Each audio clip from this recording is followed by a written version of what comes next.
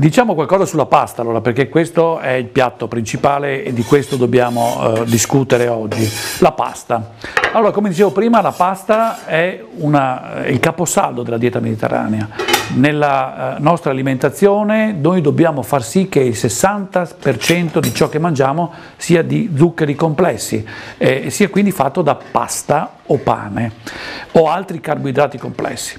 In realtà nella vita di tutti i giorni c'è l'idea che così come il pane fa ingrassare, anche la pasta faccia ingrassare, e quindi quasi tutte le persone la riducono, la aboliscono, la mangiano solo il sabato, solo la domenica e poi gli altri giorni vanno avanti a secondi.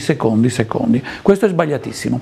È sbagliatissimo perché i carboidrati contenuti nella pasta hanno un bassissimo indice glicemico, quindi vengono assorbiti molto lentamente nel nostro organismo, non danno picchi di glicemia, quindi non si libera insulina che trasforma in grassi ciò che abbiamo mangiato, cioè gli amidi, e invece l'energia della pasta viene utilizzata nell'arco di 2-3 ore in maniera graduale e continuativa.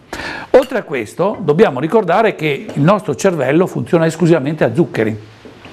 Non brucia i grassi, non brucia le proteine, brucia solo gli zuccheri. Per cui un po' di carboidrati devono essere forniti comunque nell'alimentazione, perché altrimenti il nostro corpo è costretto a ricavare gli zuccheri da altri substrati con una fatica non da poco. In più, se il livello di zucchero nel sangue non è sufficientemente adeguato, abbiamo anche un abbassamento del tono dell'umore.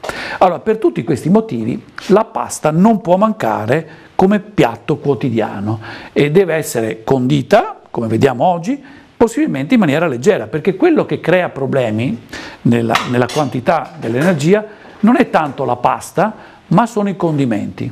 Allora voi capite che se io mi faccio dei tagliolini, panna e prosciutto, comincio ad arrivare a dei valori di grasso che sono elevatissimi.